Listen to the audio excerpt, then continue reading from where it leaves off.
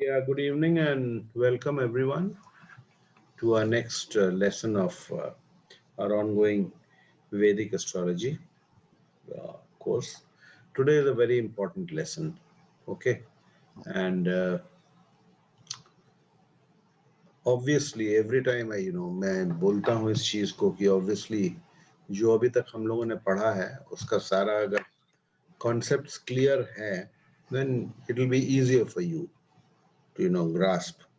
ये आज वर्ग चार्ट्स का वर्ग charts divisional charts you must have heard of pop everybody must have heard of at least the Navamsa Navamsa होता है then सप्तांश षष्ठांश करके डिविजनल चार्ट्स होते हैं those who are familiar with those who are familiar with KP astrology उनको सबलॉट theory पता है तो it is something like that.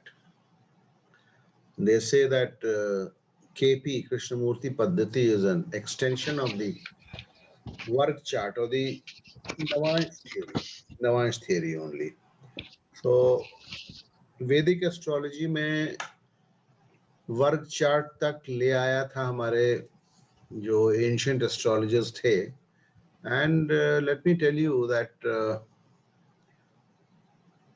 if the time of birth is absolutely on dot correct then work charts जो है work charts I'll just come and explain अभी मैं समझाऊंगा work chart होता क्या है तो अगर वो टाइम ऑफ बर्थ करेक्ट है इसमें भी वही है कि you can only resort and to work charts and depend on work charts okay for deciphering a horoscope if the time of birth is correct. Okay, I will try and explain to you. देखिए क्या होता है कि you come across a rashi chart or even some of you who have done certain courses of astrology या आप भाव चलित chart से वाकिफ हैं भाव चलित भी आप यूज करते हैं आई हैव टोल्ड यू हम लोग इस वेरिएंट में नहीं यूज करते हैं जो वेरिएंट हम लोग पढ़ रहे हैं उसमें हम चलित चार्ट को भाव चलित चार्ट को यूज नहीं करते हैं it is only the rashi chart that we use okay तो राशि चार्ट एट टाइम्स राशि चार्ट्स मिसलीडिंग होते हैं सारा स्पेशली राशि charts where the use of work chart becomes imperative or in fact I would call it mandatory is when you come across a horoscope where you find the horoscope is looking very good. Okay, it may be good. If it's looking very good and you feel it belongs to a very successful person, and suddenly you see in that horoscope certain events occur in his life, which are not reflected by the horoscope. तो in that case उसमें आप work chart में देखेंगे तो आपको work chart में वो नजर आएगा कि this was missing in the rashi chart इस वजह से ये हुआ this is in reverse I am talking about after an event has occurred but when you are making a जब आप कोई आपके पास कोई हॉरोस्कोप आता है नया हॉरोस्कोप पुराना हॉरोस्कोप कोई भी आपका अपना वो आपको लगता है कि वर्क चार्ट ये राशि चार्ट जो है बहुत स्ट्रांग है अपेरेंटली राशि चार्ट लुक्स वेरी स्ट्रांग तो खास करके स्ट्रांग चार्ट्स में वर्गा चार्ट्स को यूज करना बहुत जरूरी है ठीक है उसमें हम कुछ एग्जांपल्स के साथ भी देखेंगे first let us understand the concept after all concept work chart का है क्या what is the difference between a rashi chart and a work chart and how to use it how to use a work chart when the work chart is to be used and what are different work charts जो होते हैं उसमें कैसे हम उनको use करेंगे और किस चार्ट से क्या देखा जाता है जैसे कृष्णमूर्ति पद्धति में तो क्या है सीधा सीधा उन्होंने सबलॉट थ्योरी इंट्रोड्यूस कर दिया है 249 सबलॉट्स हैं उसी पर बेस्ड है it is something this work chart Varga charts or divisional charts as we may call it. D1 is the Rashi chart, D2, D3, D4, D5, D6.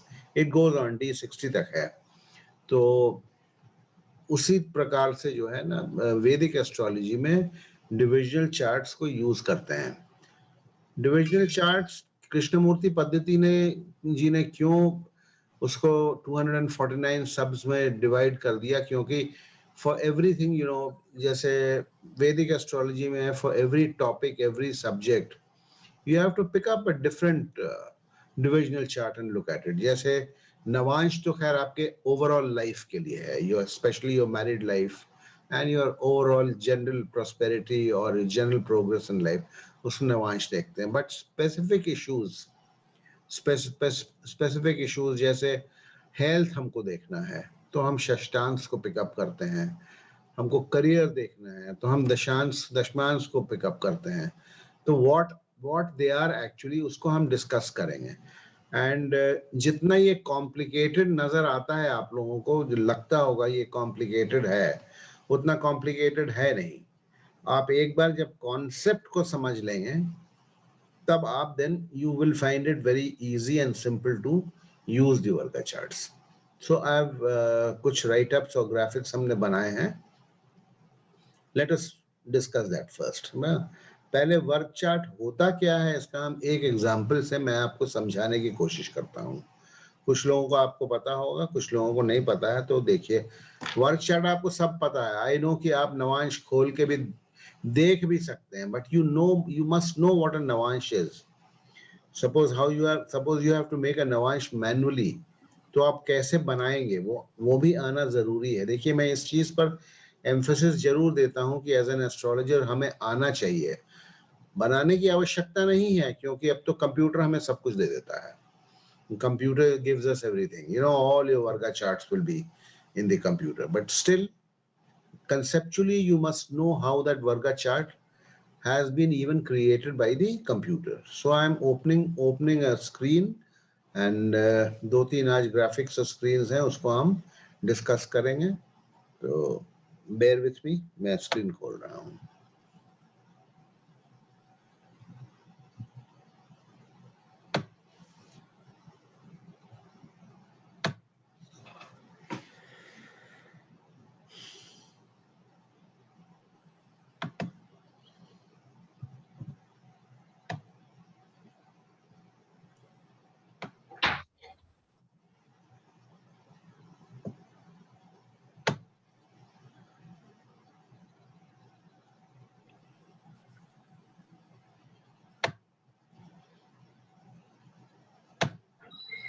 Is the screen open? Yes, sir. Okay. Now, what are divisional charts after all? जैसे मैंने यहाँ पर divisional charts तो कई सारे होते हैं जो ज्यादा प्रचलन में होते हैं और जो आपको यूज करना होगा. इसमें भी सारे नहीं हैं. जो आपको यूज करना होगा वो ये राइट साइड में मेरे कर्सर को फॉलो कीजिएगा. ये relevance of different divisional charts हमने लिखा है, ये हम धीरे डिस्कस करेंगे. डी मतलब डिविजनल्स. D1 is the rashi chart. ठीक है, ये राशि चार्ट लेफ्ट साइड में, ये D1 है. D2 इज द होरा चार्ट. होरा चार्ट से हम क्या देखते हैं, अगर आपको अलग से वेल्थ का एस्पेक्ट देखना है तो हम वेल्थ के लिए होरा चार्ट को देखेंगे. ठीक है. D3 डिकैंट है, यंगर ब्रदर्स है, इनिशिएटिव एटसेट्रा. मतलब D3 से जो चीज हम देखते हैं एक राशि चार्ट में, उसके लिए हमको अगर डेप्थ में जा करके देखना है तो हम D3 देखेंगे. D4 इज तुर्याम्स, ये हम एसेट्स देखते हैं.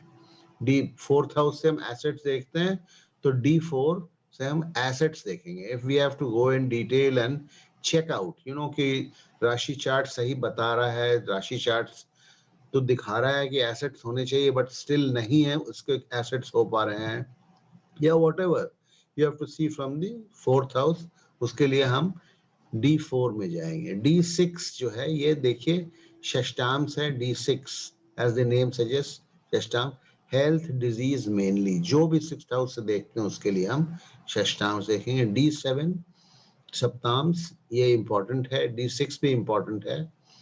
Children, happiness from them, children and happiness from children. D8 अष्टांश है, इससे हम लॉन्गविटी देखते हैं. लॉन्गविटी एंड यू नो, जो भी हम एट्थ हाउस से देखते हैं, गुड बैड बोथ. लॉन्गविटी है, डेंजर्स है, सीरियस इलनेस है, एटसेट्रा, वो हम अष्टांग से देखते हैं. D9 Navamsa, this is the most important of the varga charts. Most important of वर्गा चार्ट्स जो है ये नवांश है. इससे हम क्या देखते हैं, marital happiness, general fortune, religious bent of mind, etc. D10, this is another important one, दशांश है, इससे हम प्रोफेशन, नेम, फेम वगैरह सब देखते हैं. D12 जो है द्वादशांश है, इससे हम पेरेंट्स को देखते हैं. और D24 चतुर्विमांश है, इससे हम एजुकेशन देखते हैं. So these are some of the divisional charts that you may have to use. Okay, D24 तक हम लोग नहीं जाते हैं because D12 के बाद this is not dependable. D12 के बाद डिपेंडेबल नहीं है, उसके कारण है, मैं उस कारण पर आऊंगा. तो ये हमने लिखा है, देखिए, the list is above is not exhaustive.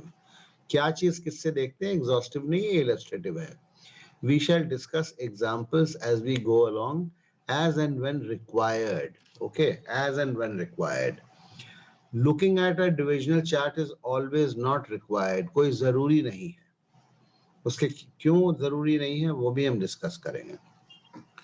अभी देखिए, आफ्टर ऑल डिविजनल चार्ट्स हैं क्या? तो एक हमने यहाँ नवांश का एग्जांपल लेकर के आप लोगों को समझाने की कोशिश की. इसका राइटअप भी है, राइटअप पर भी हम आएंगे, लेकिन उसके पहले आप इससे समझने की कोशिश कीजिए.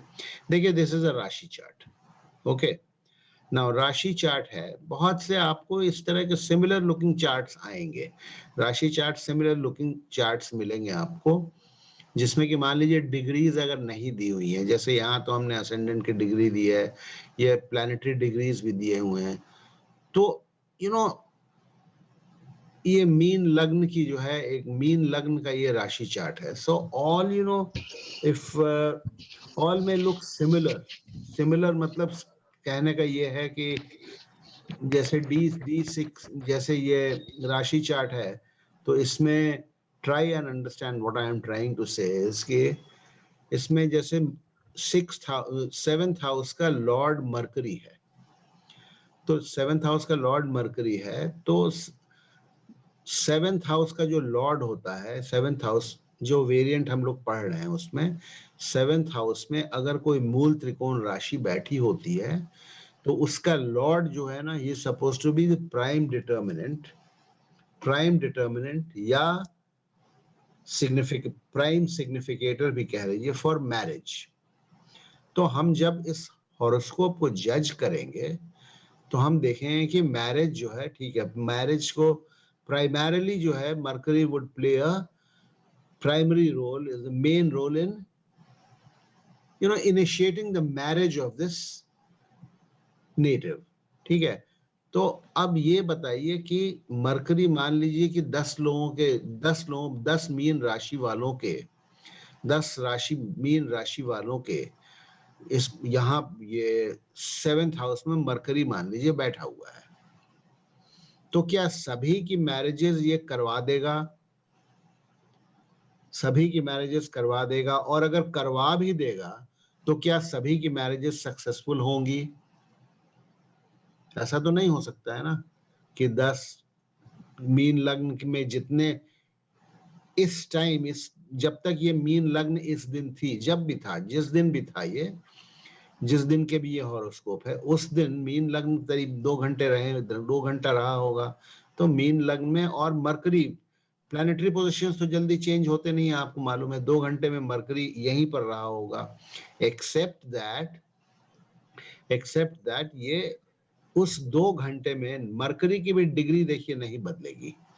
नाउ ट्राई एंड अंडरस्टैंड मैं क्या कहना चाह रहा हूं. मरकरी की प्लैनेटरी डिग्रीज 2 घंटे में नहीं बदलती हैं, एक्सेप्ट मून में मूव, मून थोड़ा बहुत मूव करेगा, but all the other planets 2 घंटे में कोई भी planetary degrees but for minutes और सेकेंड्स बदल सकता है, अदरवाइज कोई प्लैनेटरी डिग्रीज नहीं बदलेगा.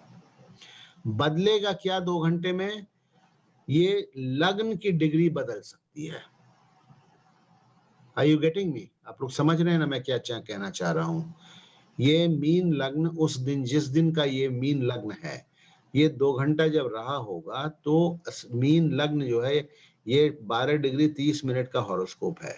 ठीक है, हर करीब 4 मिनट में 1 डिग्री असेंडेंट चेंज हो जाता है, डिग्री असेंडेंट चेंज हो जाता है, बढ़ जाता है.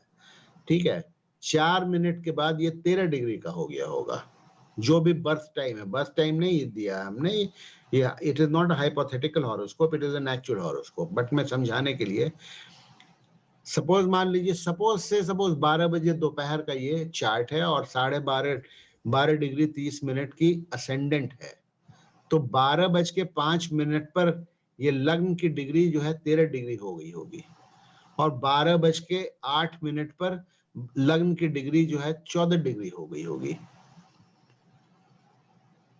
बाकी प्लैनेटरी डिग्रीज चेंज नहीं करेंगी। दैट इज व्हाई आई से कि वो स्पीड ऑफ प्लैनेट्स किस स्पीड से मूव करते हैं, कितने देर कहाँ पर रहता है, क्या होता है, वो आप लोगों को जानना जरूरी है। अब इसको समझने की कोशिश कीजिए मैं क्या बोलना चाह रहा हूं।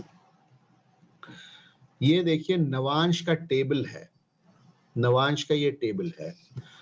Everything will depend on the लग्ना। ये लग्न तो मीन है, मेन राशि चार्ट की, बट ये लग्न की जो राइजिंग डिग्री है ना, it is in Pisces. Pisces के अंदर नवांश का कॉन्सेप्ट क्या है पहले समझिए। नवांश का कॉन्सेप्ट ये है कि हरेक राशि को इंक्लूडिंग लग्ना, पराशर जी ने इसको 9 इक्वल डिविजन्स में डिवाइड कर दिया। 30 डिग्री को अगर 9 इक्वल डिविजन्स में डिवाइड करेंगे तो एक डिवीजन कितने डिग्री का आएगा? 320। 3 डिग्री 20 मिनट का। 3 डिग्री 20 मिनट, ठीक है। 3 डिग्री 20 मिनट का अगर आएगा तो अब क्या होगा? 3 डिग्री 20 मिनट का आएगा तो हर एक जो है, मान लीजिए पाइसीज लग्न है, तो पहला जो सेक्शन 3 डिग्री 20 मिनट का होगा, पहला जो सेक्शन 3 डिग्री 20 मिनट का होगा, वो किसको बिलोंग करेगा? चूंकि पाइसीज है, उसका लॉर्ड होगा सैगिटेरियस। नेक्स्ट 3 डिग्री 20 मिनट जो है, नेक्स्ट 3 डिग्री 20 मिनट जो है, उसका लॉर्ड कोई और होगा सैगिटेरियस। देन इट फॉलोज, ठीक है। सैगिटेरियस के बाद केप्रिकॉन, केप्रिकॉन के बाद Aquarius, it follows like that. तो हमें ये देखना है कि हमारी जो लग्न है ये किस 9वें अंश में है, किस 9वें अंश में है। उसी तरह से ये नीचे नवांश हॉरोस्कोप नवांश बनता है। कहां पर ये लग्न है, किसके स्वामित्व में ये लग्न है, किस प्लैनेट के जिस डिग्री पर है, उस डिग्री का स्वामी, उस 9वें अंश का, म्यूट कर लीजिए कहीं से आवाज आ रही है, उस 9वें अंश का स्वामी कौन है वो हमें देखना पड़ेगा। दैट वो हमारे नवांश की लग्न बन जाएगी। तो ये अब हम कैसे देखेंगे? देखिए ये मीन लग्न है, और मीन लग्न में हमारी राइजिंग डिग्री है। जब ये बच्चा पैदा हुआ होगा तो 12 डिग्री और 30 मिनट की लग्न थी। अब ये टेबल में आप आ जाइए, यहाँ टेबल में आ जाइए, ये देखिए पाइसीज लग्न है। ये देखिए यहाँ पर एक्सट्रीम राइट में पाइसीज लग्न में जन्म हुआ। ये डिग्रीज लिखी हुई हैं, longitude up to 3 degrees 20 minutes. Pisces में अगर पैदा होंगे तो 3 डिग्रीज 20 मिनट्स में, तो ये नंबर 4 जो है, नंबर 4, ये जो है नंबर 4, ये इसका स्वामी हो जाएगा पहला 3 डिग्री 20 मिनट का, ठीक है। इसी तरह यहाँ 3 डिग्री 20 मिनट में ये कौन सा स्वामी हो जाएगा? कैंसर हो जाएगा। 3 डिग्री 20 मिनट से 6 डिग्री 40 मिनट नेक्स्ट 9वां अंश का कौन हो जाएगा? लियो हो जाएगा। फिर 20 मिनट का नेक्स्ट कौन हो जाएगा? वर्गो हो जाएगा। हमें क्या ढूंढना है? 12 डिग्री 30 मिनट। हमको देखना है 12 डिग्री 30 मिनट कहाँ है। देखिए 12 डिग्री 30 मिनट यहां से स्टार्ट होता है, 10 डिग्री और 13 डिग्री 20 मिनट के बीच में 12 डिग्री 30 मिनट होगा। 10 डिग्रीज में वर्गो खत्म हो जाता है and Libra starts. So our lagna is falling in 12 degrees and 30 minutes. So our Navansh lagna will be, what will be our Navansh lagna? हमारे नवांश की लग्न, ये कौन से नवा अंश में जो है हमारी राइजिंग डिग्री ऑफ असेंडेंट पड़ा है? हमारे नवांश की लग्न कौन होगी? यहाँ पर 12 डिग्री 30 मिनट कहाँ, किस राशि में फॉल करता है? लिब्रा। लिब्रा। देखिए ये लिब्रा है ना, 10 डिग्रीज और 13 डिग्रीज 20 मिनट्स के बीच में ये फॉल करता है। तो ये हमारे देखिए यहाँ नवांश, ये लिब्रा हमारी लग्न हो गई, लिब्रा हमारी लग्न हो गई। Now Libra is fixed as lagna and the other houses will follow just like that. फिर जैसे 7 के बाद सेकंड हाउस 8 हो जाएगा, स्कॉर्पियो हो जाएगा, थर्ड हाउस जो है that will again follow, third house Sagittarius हो जाएगा, fourth house आपका Capricorn हो जाएगा, fifth house Aquarius हो जाएगा, etc. It will go on like that. Now what is the importance of time of birth? अच्छा ठीक है, चलिए ये तो हमारा ये हो गया, लग्न हमने देख लिया, लग्न हमने देख लिया, लग्न हमने फिक्स कर लिया। Now we have to see the नवा अंश of every planet, the नवा अंश of every planet किस राशि में, जैसे जुपिटर को हम लेते हैं, जुपिटर किस राशि में प्लेस्ड है? जुपिटर की क्या डिग्री है? 13 डिग्रीज 11 मिनट्स इन विच राशि is it? Which is this राशि? एक्वेरियस। एक्वेरियस। तो आप एक्वेरियस में आइए और देखिए 13 डिग्रीज और 11 मिनट्स कहाँ मिल रहा है हमको? 13 डिग्रीज एंड 11 मिनट्स हमको कहाँ मिल रहा है? यहाँ पर मिल रहा है, ठीक है। 10 degrees over here, 13 degrees 11 minutes we are finding in Capricorn. Capricorn. So our Jupiter in our Navansh will go in Capricorn. Jupiter in Navansh will go into Capricorn. So similarly Mars की देखिए क्या degree है, आप लोग बताइए आप मुझे।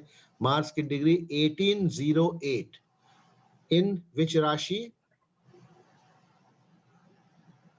मिथुन राशि। मिथुन राशि।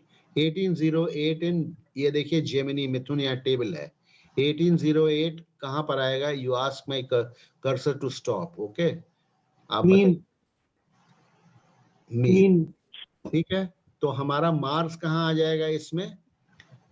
ये मार्स हमारा मीन में यहाँ 6th हाउस में आ जाएगा, 6th house of the Navamsa, 6th house of the Navamsa, okay. Next is Rahu, 15 degrees and 8 minutes in Cancer.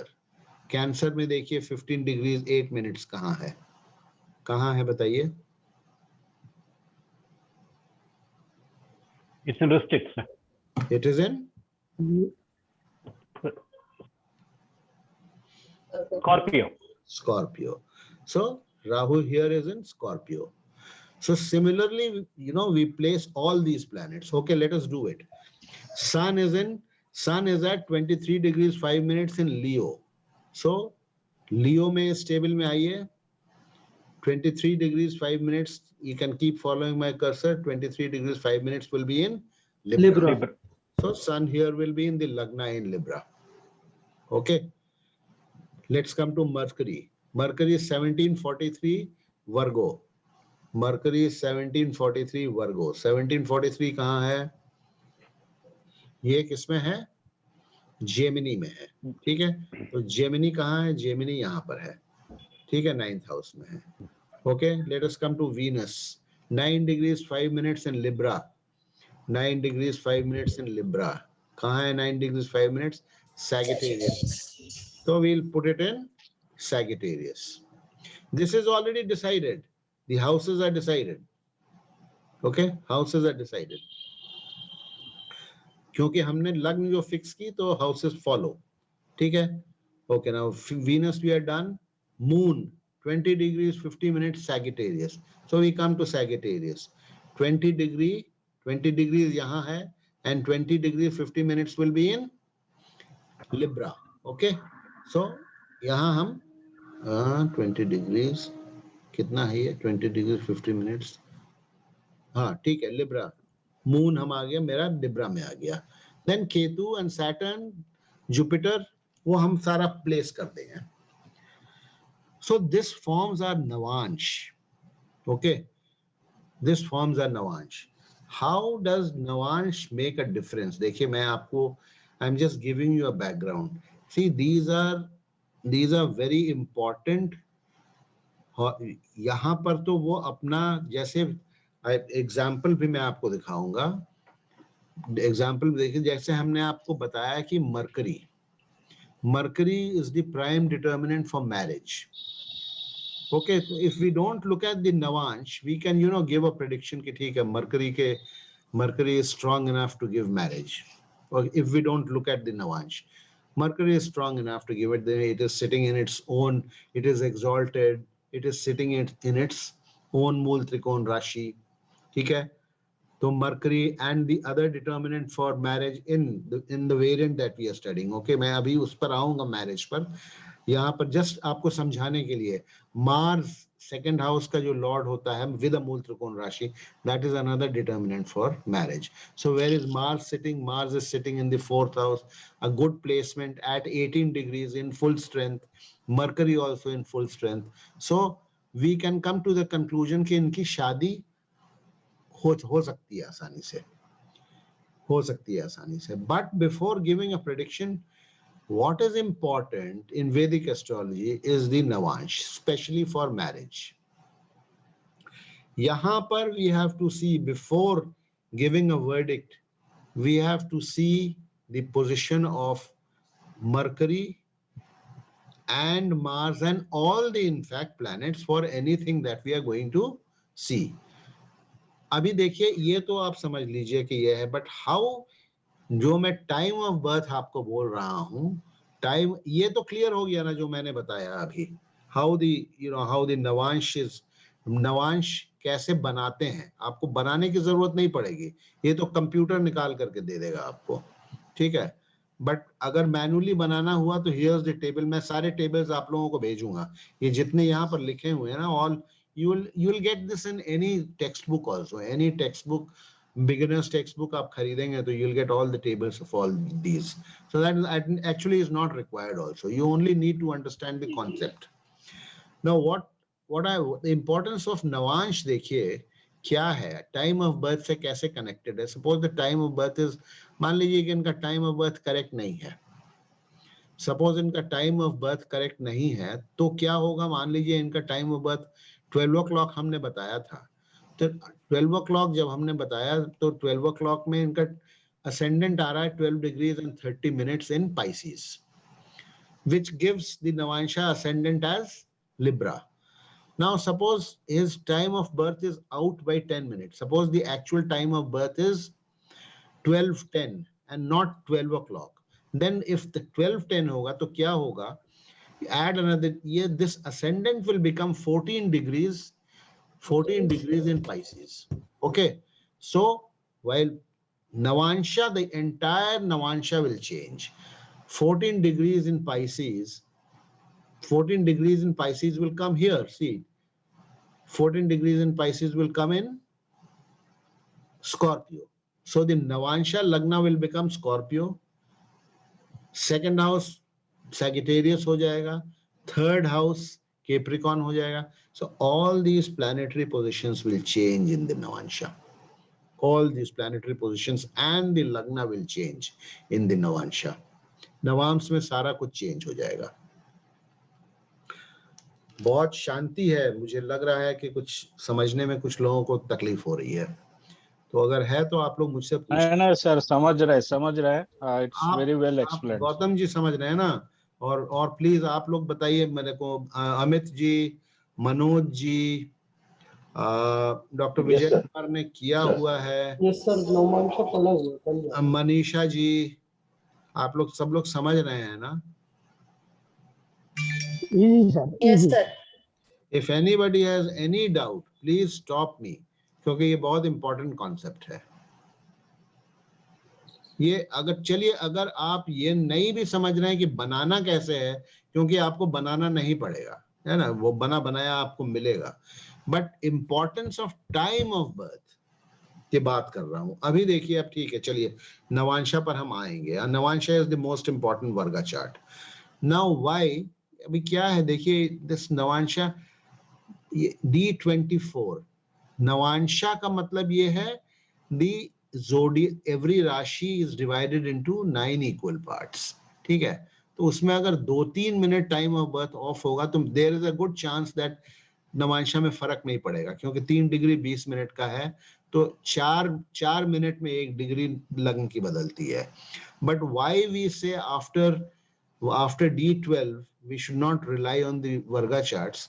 We say suppose D24 हमको education suppose देखना है, D24 का क्या मतलब हो गया that 30 degrees is divided into 24 equal parts. So you can imagine the preciseness in time of birth that you have to, you have to depend on. That will be in seconds, not minutes.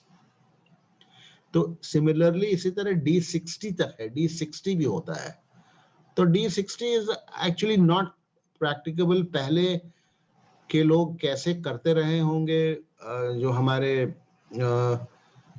Father of वैदिक astrology इनको बोलते हैं, पराशर ऋषि पराशर, वो लोग कैसे करते रहे होंगे, उनके पास कोई और टूल्स रहे होंगे, they must have been, computers तो नहीं थे, they must have been depending on something, और दे उनके पंचांग हुआ करते होंगे और मूवमेंट्स ऑफ प्लैनेट्स वो अपना खुद ही ऑब्जर्व करके whatever they were doing they used to depend upon it and give accurate results also. But for us, हमारे लिए प्रैक्टिकली हम लोग देखिए, प्रैक्टिकली हम लोग D9 दैट इज नवांशा तक डिपेंड करते हैं।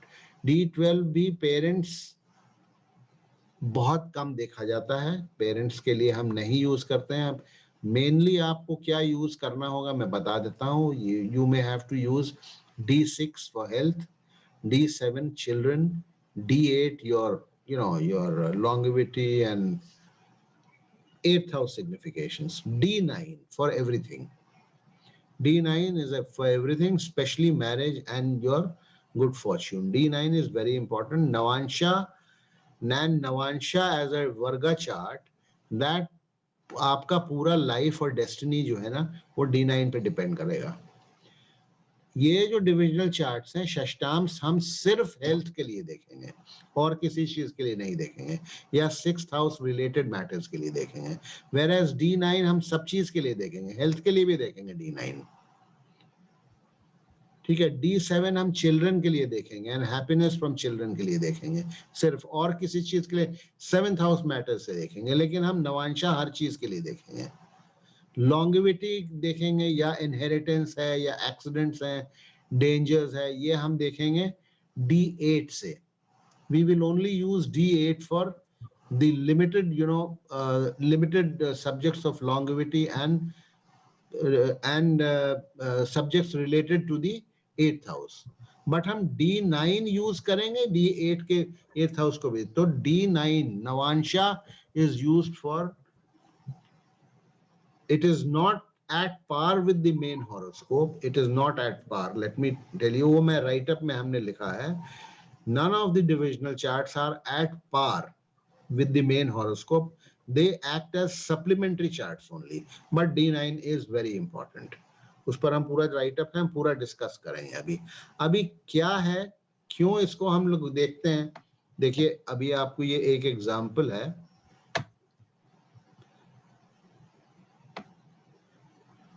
अब ये जो चार्ट हमने लिया है, D9 में हम क्या देखते हैं, इसको पढ़ लेते हैं, ये फिर आएगा एक जगह और हमने डिस्कस किया हुआ है। देखिए, need for divisional charts, why required, हमने नीचे लिखा है the need for divisional charts and why they are required.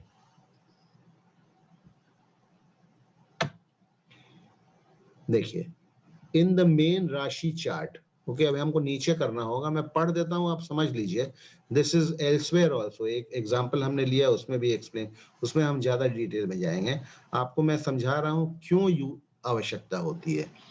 In the main rashi chart, Lord of the seventh, अभी हमने डिस्कस किया था कि यहां से नजर आ रहा है, ये कर्सर को देखिएगा। Mercury is in its own house and in exaltation. Venus occupies its small Trikon Rashi. Marriage के लिए Venus is a general significator, and in this horoscope a particular significator. No, sorry, it is a general significator. Venus occupies its small Trikon Rashi house Rashi house in the 8th house, which is the house of marital bonds.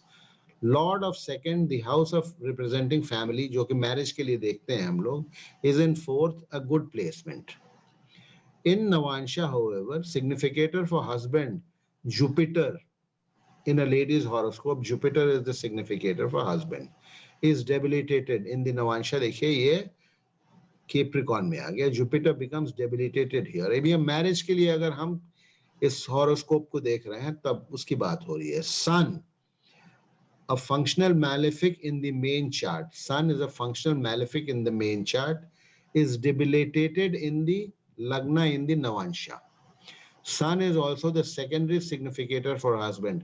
ये सब हम लोग पढ़ेंगे जब हम marriage पर आएंगे, but खाली अभी हम divisional charts की importance बता रहे हैं आपको. Jupiter, the significator for husband, is debilitated in the Navansha. ये हम discuss कर चुके हैं. Is debilitated in the Navansha. Saturn, the significator for bed comforts, that is the lord of the 12th house. In the main chart is debilitated in the 7th house of the Navansha. Saturn देखिए Navansha में debilitated है 7th house में. ठीक है, it debilitated in the Navansha. In the Navansha, Ketu aspects. नवांशा में राहु और केतु को generally खराब माना जाता है.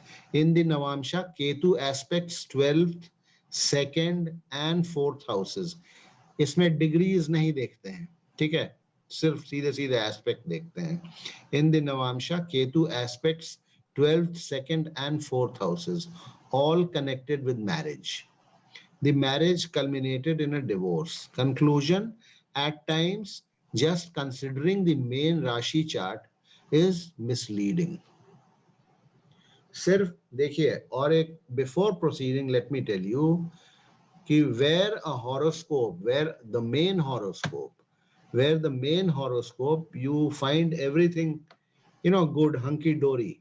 किसी नौकरी के लिए या शादी के लिए आपको लग रहा है अरे इसमें तो कोई प्रॉब्लम ही नहीं है. If the main Rashi chart appears to be strong, then you need to see the divisional charts.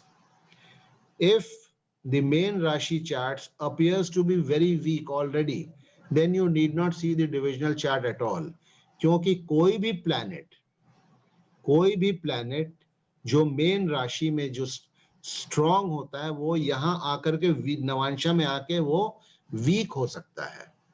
लेकिन a planet that is already weak in the main राशि chart में अगर already कोई planet weak है तो यहां आकर के वो और वीक हो सकता है, स्ट्रॉन्ग नहीं हो सकता है, 1% भी स्ट्रॉन्ग नहीं हो सकता है.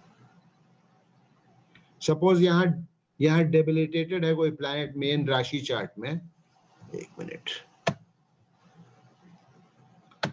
कोई नीच का है या 12th हाउस में बैठा हुआ है और यहां आकर के अगर एग्जॉल्टेड हो गया तो उसको स्ट्रेंथ नहीं मिलेगी, दैट इज मीनिंगलेस, उसका कोई मतलब नहीं होता है.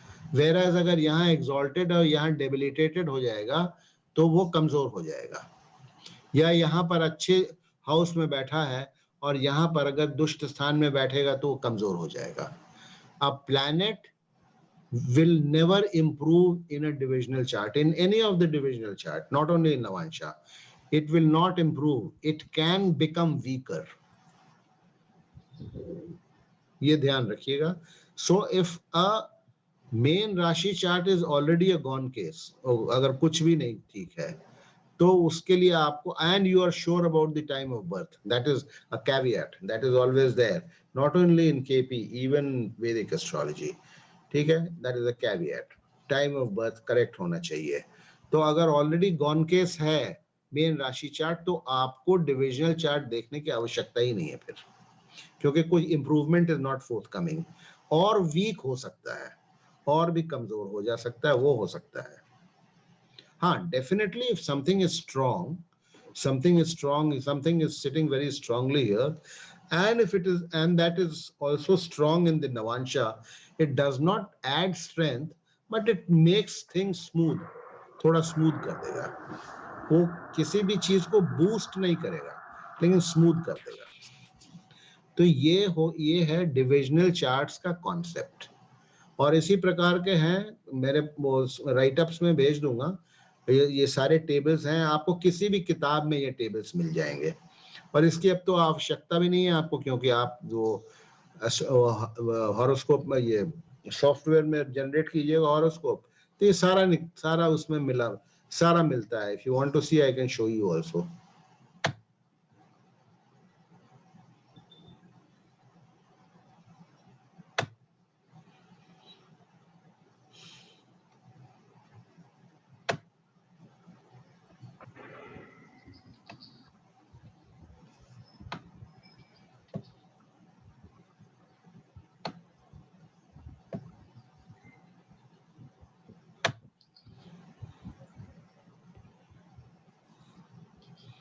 देखिए ये हॉरोस्कोप खुल गया क्या? खुल जाएगा तो बताइएगा.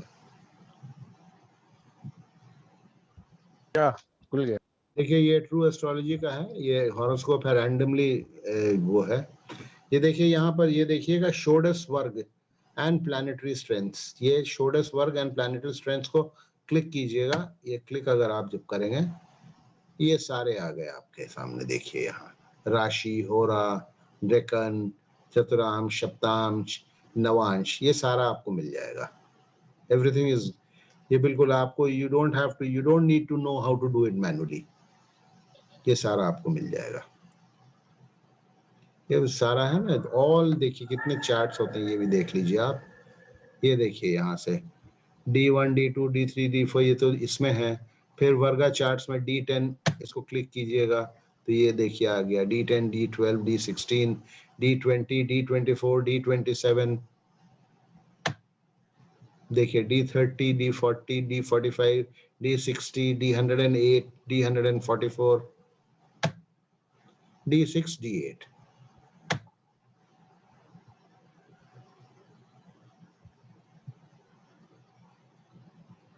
ठीक है, वर्गा समरी है. If you want, not required. ठीक है,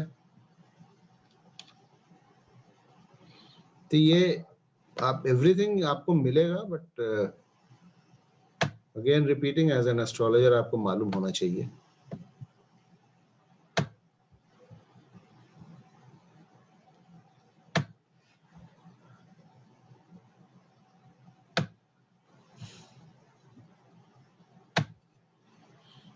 तो अगर ये कॉन्सेप्ट कम से कम कंसेप्चुअली अगर क्लियर, देखिए इसमें वैदिक में BTR जो करते हैं ना, बर्थ टाइम रेक्टिफिकेशन, उसमें you can to a great extent you can do it through the navamsa. ठीक है, नवांश के थ्रू आप कर सकते हैं. आई हैव एन एग्जांपल, जब हम आएंगे उसमें तो देखेंगे, जब मैरिज हम डिस्कस करेंगे. I did a BTR through the Navamsa के थ्रू हमने BTR किया था. तो BTR आप नवांश के थ्रू कर सकते हैं. ठीक है, उसमें बहुत सा ट्रायल एंड एरर है. You have to keep changing the lagna and see where you know what the navamsha is prompting. Main chart में क्या नहीं मिल रहा है जो कि नवांश में मिल रहा है. तो ये कॉन्सेप्ट अगर क्लियर है तो फिर हम राइटअप जो हमने लिखा है उस पर हम आते हैं फिर, अगर इफ दिस इज क्लियर. और if anyone has any doubts, all the D charts, D4, D5, D6, D7, वो इसी प्रकार बनेगा जिस तरह से D9 बना है.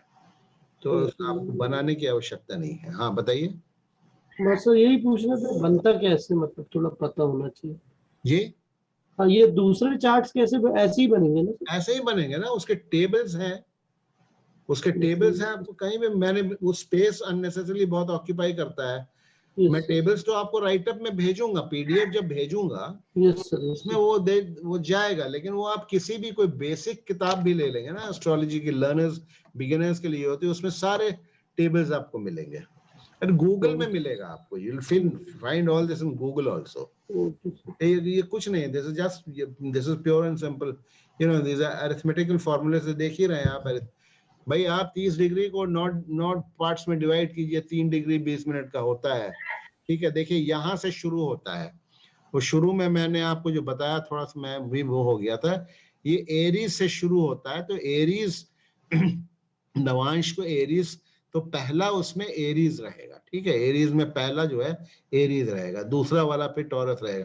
तो ये नॉर्थ डिवीजन में ये कंटिन्यू होता है. देखिए एरीज का लास्ट नवांश जो है सैजिटेरियस रहेगा, तो फिर टॉरस आ जाएगा. टॉरस का पहला Navamsa, it will be in continuation.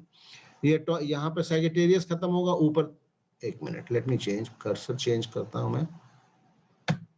ये देखिए, ये एरीज से शुरू अगर करेंगे तो ये पहला नवांश एरीज है, दूसरा टॉरस है, करते करते 9th नवांश सैजिटेरियस रहेगा, और फिर नेक्स्ट किसका नेक्स्ट राशि कौन सी आ जाएगी नवांश में? टॉरस। तो टॉरस का पहला नवांश का सेक्शन जो है वो कैप्रिकॉर्न रहेगा, क्योंकि यहाँ एरीज खत्म हुआ है। यानी you need not worry about this, लेकिन शांत दिमाग से बैठ के इसको वीडियो को सुन लीजिएगा एक बार और समझ लीजिएगा, तो आप समझ जाएंगे। और किताब, एक एक बेसिक किताब तो मैं आप लोग सभी को सजेस्ट करूंगा। जिसको हिंदी में मंगवाना है वो वीके चौधरी साहब की किताब है स्वयं ज्योतिष सीखें, ठीक है, और अंग्रेजी में है self learning course in astrology by VK Chaudhary and Rajesh Chaudhary. वो आप लोग मंगवा लीजिएगा, जो बेसिक्स है वो, तो उसमें आपको ये सारी चीजें मिलेंगी। कोई भी आप बिगिनर, अमेजोन में मिलेगा, कहाँ पे मिलेगा? अमेजोन में मिलेगा, अमेजोन में मिलेगा, अमेजोन में मिलेगा,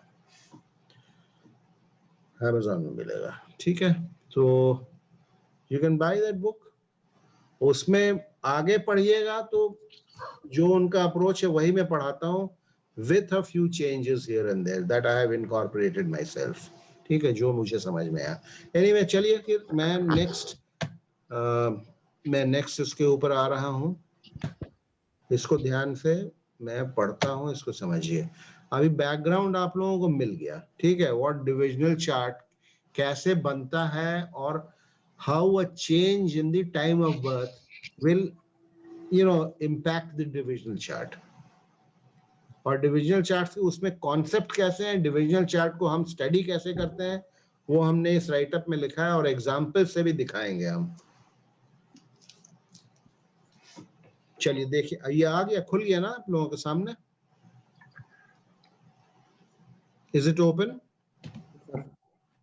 Yes, sir. Okay. How to study divisional oblique Varga charts, Varga charts. देखिए, number one, before taking up the study of divisional charts, it is to be ensured that the time of birth, पहले ही लिखा हुआ है हमने, time of birth of the concerned chart is absolutely correct, as the planetary positions in the divisional charts is liable to change even with small inaccuracies in the time of birth. Okay, it is for this reason that it is advisable not to study divisional charts beyond D12. ठीक है, by planetary positions I mean not the degree. Degrees will not change. Planetary positions, that means in the Varga charts, in the divisional charts, उनकी राशियां और भाव change कर जाएंगे। तो अगर टाइम ऑफ बर्थ अगर मान लीजिए 20 मिनट ऑफ है, तो नवांश जो ओरिजिनल 20 मिनट से आप बनाए थे उससे पांचवा जो है, सपोज मान लीजिए कि नवांश बन रहा था एरीज लग्न का, और 20 मिनट से अगर ऑफ है, तो आप ये समझ जाओ 20 मिनट में वो 4 डिग्री का फर्क आ गया, वो आधे घंटे का फर्क है। तो लग्न जब चेंज कर जाएगी नवांश की, तो सारे कोई नवांश में अगर कोई ग्रह अगर ओरिजिनली जो है मान लीजिए किसी अच्छे भाव में नजर आ रहा था, मान लीजिए वो 11th हाउस में नजर आ रहा था, तो लग्न चेंज करने की वजह से वो 12th हाउस में चला जाएगा, और 12th हाउस में चला जाएगा तो फिर सारा आपका प्रेडिक्शंस चेंज हो जाएगा। That is what I mean in point number 1. Before taking up the study of divisional charts, it is to be ensured that the time of birth of the concerned chart is absolutely correct, as the planetary positions in the divisional charts is liable to change even with small inaccuracies in the time of birth. It is for this reason that it is advisable not to study divisional charts beyond D12. Beyond D12, not advisable, as the analyzed result could be unreliable. उतना accuracy time of birth में मिलेगा नहीं आपको, ठीक है। देखिए, इसीलिए कृष्णमूर्ति पद्धति में भी अभी तो सब लॉर्ड थ्योरी तक भी चल रहा है, कुछ लोग सब लॉर्ड तक भी जा रहे हैं। दैट इज नॉट प्रैक्टिकल, वो हो नहीं सकता है। चलिए, number 2, the study of divisional chart should be taken up along with the main chart and not independently. The D charts मतलब divisional charts are used Why are they used? क्यों हम divisional charts को use करते हैं? For studying mainly the strengths of the prime determinants. Prime determinant मतलब कारक. Oblique significators in the main chart, main Rashi chart, pertaining to different aspects of life. जैसे marriage का हमने देखा कि मेन चार्ट में 7th हाउस का significator, divisional chart में उसकी क्या स्ट्रेंथ बढ़ेगी तो नहीं, घट तो नहीं रही है कहीं. From the D charts, we mainly study the strengths of the following. From divisional charts हम क्या पढ़ते हैं? Strengths of the following. क्या है? Number A, the strong prime determinants. जो मेन राशि चार्ट में जो स्ट्रॉन्ग प्राइम डिटर्मिनेंट्स होते हैं, oblique significators of the houses of the house of a specific aspect of the birth chart. If they are strong in the chart, a weak determinant oblique significator need not be studied in the D chart, as weak determinants do not become stronger in the D chart but may become weaker. ठीक है, ये मतलब क्या हुआ? what जो मैं उस समय आपको बता रहा था कि अगर कोई ऑलरेडी वीक है, a weak determinant oblique significator need not be studied in the D chart, as weak determinants do not become stronger in the D chart but may become weaker. अगर आप उसको ऑलरेडी देख रहे हैं कि कोई event promised ही नहीं है, शादी इसकी मुश्किल से लग रही है, already from the main rashi chart आप देख रहे हैं, ठीक है, तो आप नवांश शादी नहीं करवाएगा. हाँ, उसमें आप देख रहे हैं कि मेन चार्ट में शादी प्रॉमिस्ड है, तो नवांश शादी को काट सकता है या डिले कर सकता है या अनहैप्पी मैरिड लाइफ दे सकता है. नवांश या any divisional chart main chart के प्लैनेट्स को कमजोर कर सकता है, मजबूत नहीं कर सकता है अंडर एनी सर्कमस्टांसेस. ठीक है, देखिए. और नंबर बी क्या है? The Lord of the ascendant of the D chart if it contains a मूल त्रिकोण राशि. ये हम आपको बताएंगे क्या मतलब है. पहला तो हम देखें strength of main chart significators D divisional chart में आकर के कैसे हो जाते हैं वो देखते हैं. दूसरा, Lord of the ascendant of the divisional chart if it contains a मूल त्रिकोण राशि, उसकी इंपॉर्टेंस अलग है, वो हम डिस्कस करेंगे. As we discuss all the divisional charts one by one, सब एक सीरियल में तो नहीं किया, बट जैसे हम प्रेडिक्शंस में आएंगे, जैसे जब मैरिज में आएंगे या नौकरी में आएंगे, बीमारी में आएंगे, तो हम स्टडी करेंगे. अभी हम कुछ एग्जांपल्स हमारे साथ पास में हैं, उसको मैं आपको समझाने की कोशिश करूंगा इसी आज के क्लास में. Number C, the position oblique strength of the sub period, that is the antardasha lord in the D chart relating to the problem aspect under scrutiny. As we have already discussed, अंतरदशा lord जो है ना का बहुत importance होता है. तो जिस प्लैनेट की अंतरदशा चल रही है उससे रिलेटेड मेनली इवेंट्स हमारे लाइफ में एक्सपेक्टेड होते हैं. तो उस अंतरदशा लॉर्ड की पोजीशन डिविजनल चार्ट में कैसी है, मेन चार्ट तो देखना ही है, बट डिविजनल चार्ट में कैसी है वो देखेंगे ही देखेंगे, है ना. Okay, now number 4, placement in dushta sthanas in D chart. देखिए, these are important, ये ध्यान रखिएगा. Placement in dushta sthanas in D chart is to be considered as bad placement. जैसे मेन चार्ट में 6, 8, 12 को बैड प्लेसमेंट मांगते हैं, डिविजनल चार्ट में भी 6, 8, 12 में जो प्लैनेट्स जाते हैं उनको हम वीक मानते हैं, वो बैड प्लेसमेंट मानते हैं, दुष्ट स्थान. Weightage of 75% is given to the main chart and only 25% to the divisional chart. ये आप स्ट्रेंथ्स में निकालने में से जब रिलेट कीजिएगा तो आपको पता चलेगा.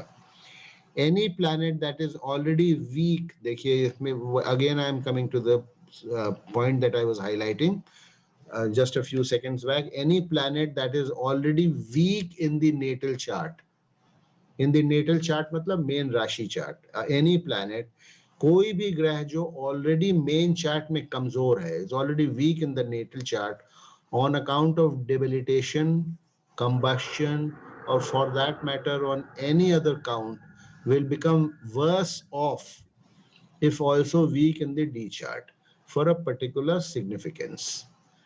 signification होना चाहिए. It will never improve no matter how strong it becomes in the divisional chart. A weak planet in the main Rashi chart will never improve no matter how strong it appears in the divisional chart. उच्च का भी हो जाएगा तब भी वो strong नहीं होगा. For example, if any planet being significator for profession is debilitated in the main chart but becomes exalted in the division D10, D10 is for profession, will not help the native in his profession. On the other hand, if the same debilitated planet becomes weaker by going to Dushtasthan in D10, it will worsen the profession prospects of the native. Division chart में कोई planet improve नहीं करेगा. Rahu and Ketu occupying the Lagna of a D chart, where the Lagna is a Mool Trikon Rashi, adversely impacts the significations of the divisional chart. For example, if Rahu and or Ketu occupy the Lagna of D7, significations relating to progeny or happiness from progeny are affected. जहां भी राहु केतु बैठते हैं D divisional chart में उसको अच्छा नहीं माना जाता है. The good placement of the prime determinants oblique significator in a D chart promotes the particular signification of the D chart, provided the prime determinant in question is reasonably strong in the main chart. अगर strong है main chart में और ठीक ठाक बैठा है divisional chart में थोड़ा सा smooth कर देगा वो. An exalted planet in the main chart, if debilitated in the D chart, will give ordinary results. वो था ना 50%, 25% का, ठीक है? Any planet debilitated in the Navamsha, any planet debilitated in Navamsha impacts all its general and particular. देखिए नवांशा की बात हो रही है, इसको ध्यान से सुनिए. This is a very important point. Any planet debilitated in the Navamsha impacts all its general and particular significations in the native's life. However, any planet that gets debilitated in any other D chart, any other divisional chart except the Navamsha, will only have negative impacts on the significations of that particular D chart. For example, if a planet is in debilitation in D6, it has an adverse impact only on the health of the native and not on any other spheres of his life. Whereas Navamsha में अगर वो debilitated है या weak है, तो it will affect all. It can affect anything and everything. देखिए the Lord, हाँ, this is a very important point. ये systems approach में थोड़ा सा इसको ध्यान रखिएगा, वो तो हम लोग पढ़ेंगे example में भी. The Lagna Lord of the divisional chart, any divisional chart, the Lagna Lord of the divisional chart with a Mool Trikon Rashi in the Lagna becomes an additional determinant oblique additional significator for this signification in question. इसको समझिएगा. For example, in a D10 chart, D10 क्या देखते हैं? D10 हम देखते हैं profession के लिए.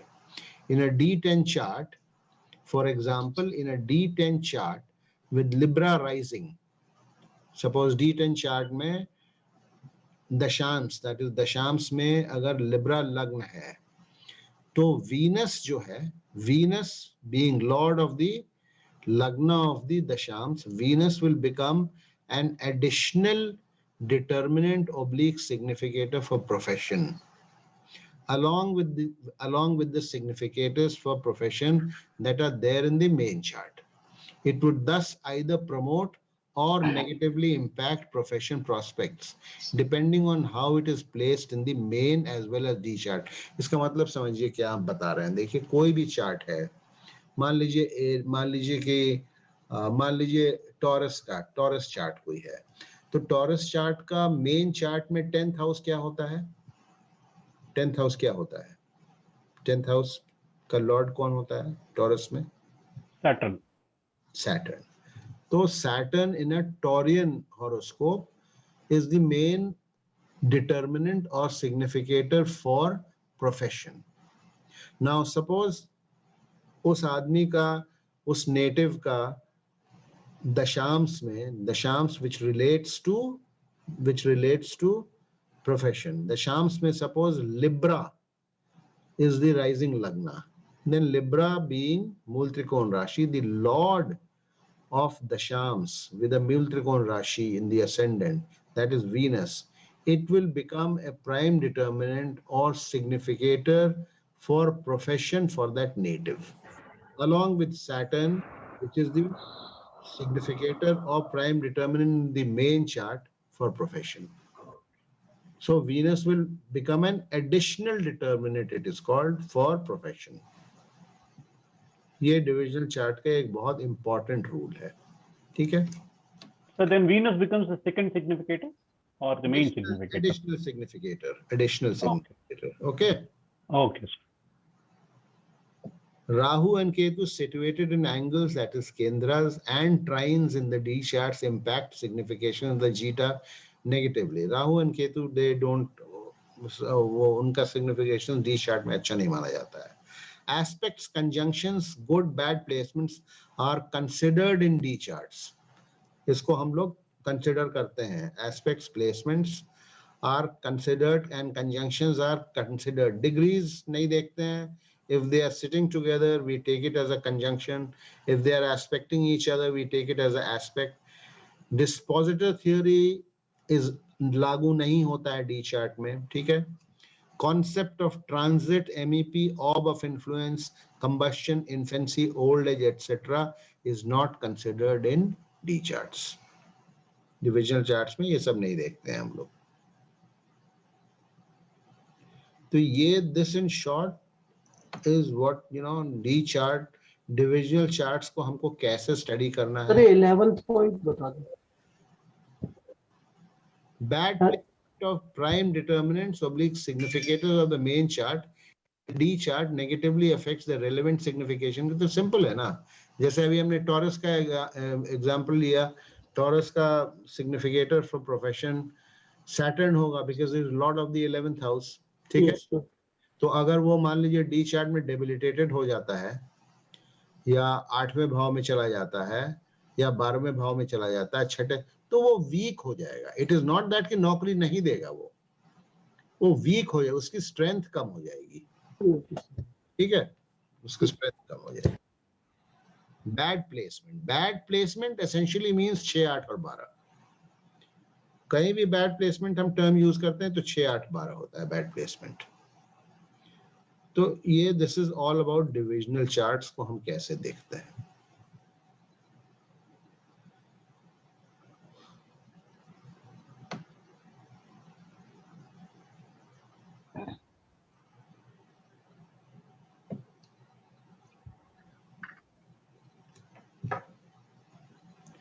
ये इम्पोर्टेंट था, इसीलिए कल का क्लास हमने सिर्फ 4 लोग थे. That is why I called it of. मैंने कहा ये सिर्फ जो है बिना 1-to-1 डिस्कशन के समझे, दिमाग में डाउट आएगा तो वीडियो से दिक्कत होगा, समझने में प्रॉब्लम होगा. क्योंकि किताब से भी सिर्फ किताब से आप चाहिएगा तो पढ़ने को तो मतलब समझने वाले तो समझ ही लेते हैं, लेकिन थोड़ी दिक्कत होती है. And since you have joined my classes तो मेरा वो बनता है कि भाई जब तक मुझे अपना सेटिस्फैक्शन नहीं मिलता है कि मैं ठीक से समझा पाया, तो दैट इज व्हाई. कोई दूसरा क्लास होता तो मैं कहता चलो ठीक है, चार लोगों में भी कर लेंगे, हो जाएगा कोई.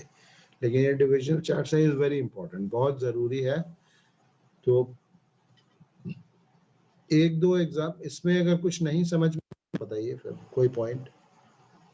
Yeah, some very well explained. एकदम clean explanation. एंड अदर्स बताइए, आप लोग बताइए और लोग. Yes sir. ठीक है ना. Okay sir. चलिए, तो मैं 1-2 कुछ लिया है हमने, मे बी पूरा नहीं पढ़ेंगे, फिर कल कंटिन्यू करेंगे. तो देखिए कुछ एग्जाम्पल्स हमने यहाँ लिए हैं.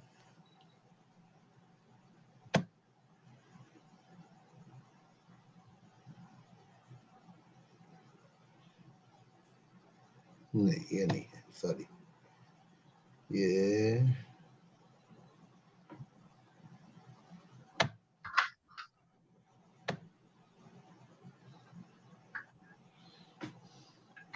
ये देखिए कुछ हमने एग्जाम्पल्स यहाँ लिए हैं, 3-4 एग्जाम्पल्स हमने यहाँ लिए हैं. वैसे तो जहाँ जब हम टॉपिक वाइज भी चलेंगे तो उसमें जहाँ जरूरत पड़ी है वहाँ divisional charts I have discussed, ठीक है, but these are a few examples, I will discuss I think one और two of them and then maybe अगर देर होगा तो कल करेंगे। ये देखिए, study of divisional charts, how Rashi charts could be misleading at times. How Rashi charts could be misleading at times. That means apparently they will look, you know, ठीक ठाक है कि हाँ काम हो जाएगा, ठीक है, बट अगर हम अपना वर्डिक्ट दे दिए तो कई बार धोखा हो सकता है, ठीक है। देखिए ये है, दिस इज देखिए ये राशि चार्ट है, ये नवांश है, ठीक है, मैरिड लाइफ एंड नवांश। देखिए the prime determinant oblique significator for husband and marriage in Rashi chart is Jupiter. Why Jupiter? देखिए मैं अभी से बता दे रहा हूँ, अभी तो मैरिज पर आएंगे तो हम लोग इसमें पूरा जाएंगे, कौन डिटर्मिनेंट होता है, कौन सिग्निफिकेटर होता है टॉपिक वाइज, बट ये खाली समझाने के लिए मैं, आप ये समझ लीजिए कि 7th हाउस में अगर मूल त्रिकोण राशि होती है हमारे सिस्टम्स अप्रोच में, तो 7th हाउस का लॉर्ड जो है वो प्राइम डिटर्मिनेंट या significator, prime significator for marriage माना जाता है। उसके बाद अगर यहाँ नहीं होती है तो 2nd हाउस को माना जाता है।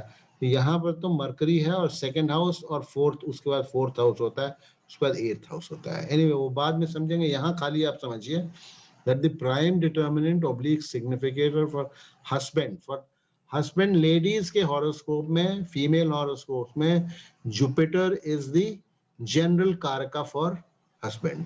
कारक हस्बैंड के लिए जुपिटर को कारक मानते हैं। तो यहाँ पर Jupiter is the prime determinant for marriage also as well as for the husband. When we say prime determinant for marriage, मतलब ये है कि 7th हाउस में अगर मूल त्रिकोण राशि है तो 7th हाउस का जो लॉर्ड है वो मैरिज को इनिशिएट करने का उसका मेजर रिस्पॉन्सिबिलिटी हो जाती है।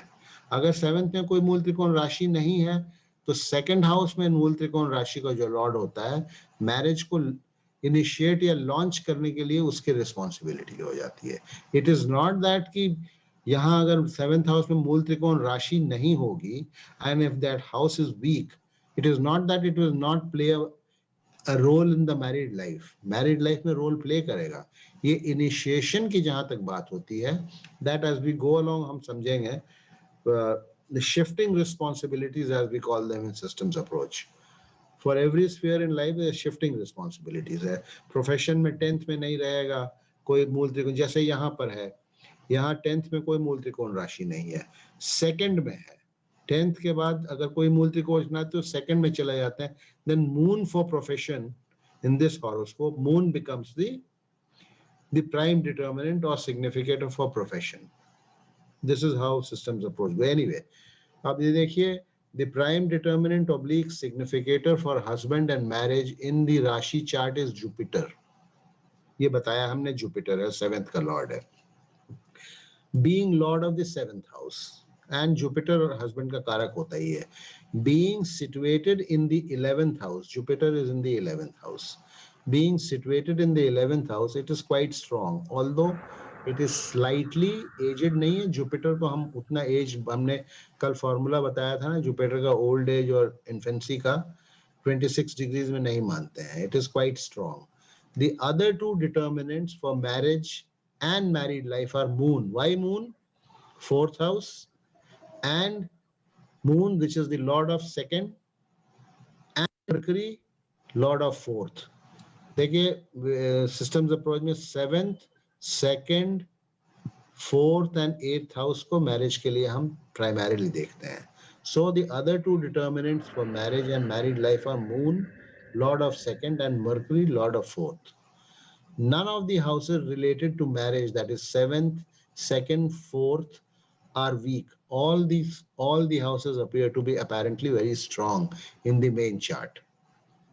None of the houses related to marriage, that is 7th, 2nd, and 4th, are weak.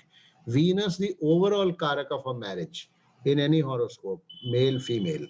Venus, the overall karaka for marriage, is in its own Mool Trikon house, in the 5th house. Good house to be in Venus may be in slight infancy, but it is in the 5th house. Okay, in the 5th. Thus, significations for marriage and married life are apparently quite okay. इसको अगर आप वैसे देखेंगे तो आपको लगेगा marriage and married life के लिए सिग्निफिकेशंस ठीक ही ठाक हैं, ज्यादा कुछ प्रॉब्लम नहीं होना चाहिए, are quite okay. The girl was married at the right age. The girl was married at the right age. She lost her husband in the 4th year after her marriage. Look at the Navamsha chart now. Moon and Jupiter, determinants for marriage, have come to the 6th house. देखिए, Moon and Jupiter have come to the 6th house. ठीक है? 6th house, denial of marriage, not good for marriage. 6th house. ठीक है? Look at the Navamsha chart. Moon and Jupiter have come to the 6th house, along with Saturn, the significator for good fortune. Saturn is the significator for good fortune in the main chart. Sitting in its own Mool Trikon Rashi. It has also come to the 8th house. Along with Saturn, significator for good fortune. Rahu and Ketu occupy the 4th and the 10th houses in the Navansha. Okay, 4th house. His house is the house of marriage and domestic peace. Mercury, the other significator for marriage, has gone to the 12th house in the Navamsha.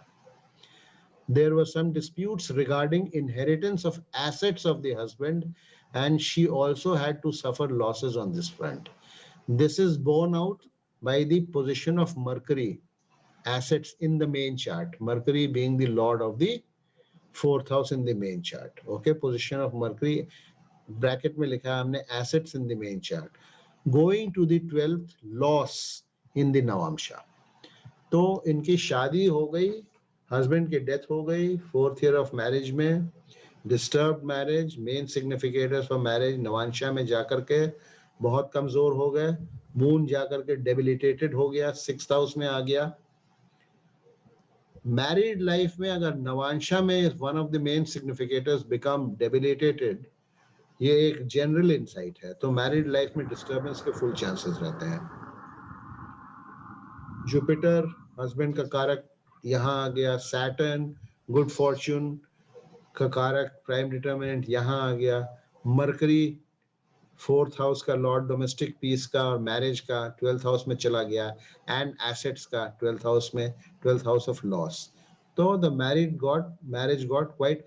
अगर now if you इसको हटा दीजिए नवामशा को, और as an astrologer मेरे पास अगर किसी, मेरे पास नहीं, किसी आप लोगों के पास ये हॉरोस्कोप आएगा तो आप बोलेंगे everything is good. So here is where specially देखिए, डिविजनल चार्ट आपको तब जरूर देखना है जब आपको मेन चार्ट अच्छा स्ट्रॉन्ग नजर आ रहा है. मेन चार्ट ऑलरेडी वीक नजर आ रहा है तो you need not even look at the divisional chart, कोई जरूरी नहीं है. तो ऊपर लिखा है हमने, study of divisional charts, how rashi charts could be misleading at times.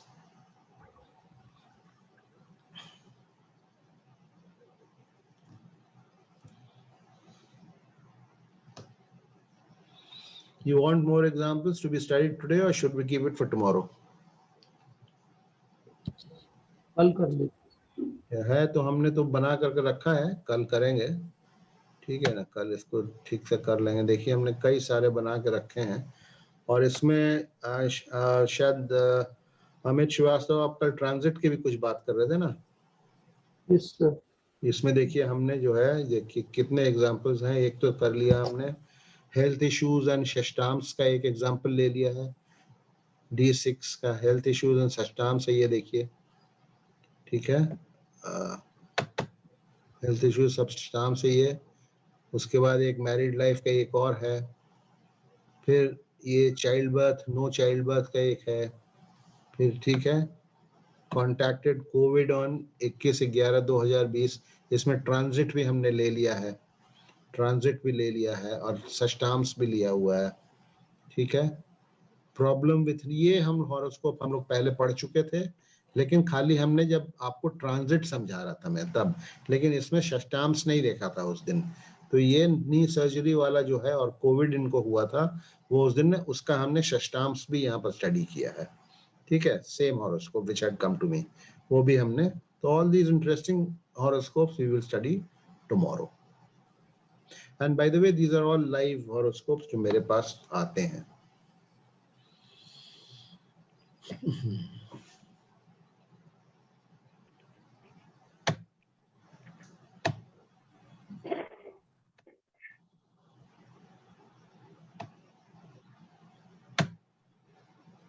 कल क्लास होगा या फिर अगले हफ्ते होगा?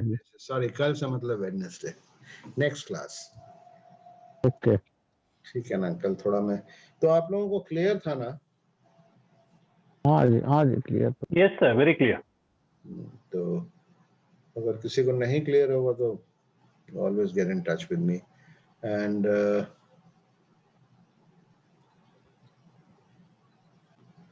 Harish ji, it was clear. Yes, sir. It was very clear. Amit Srivastava ji, साफ था, क्लियर था. Yes sir, yes sir. और मनीषा जी, क्लियर था. Antony, Clear, sir. Clear. Antony, Manisha I think is not there now. Clear, sir. Clear, sir. Clear, Manisha से yes. Okay, Manoj ji clear था ना? Yes sir. Prasoon नाथ से मैं पूछ लूंगा फिर. चलिए, तो दैट्स इट देन. आप लोग इसको थोड़ा देखिएगा, इसको ना वो वीडियो देखिएगा और थोड़ा राइट अप को पढ़िएगा तो और क्लियर हो जाएगा. चलिए, if there is nothing else then it's good bye and good night. Yes, Thank you.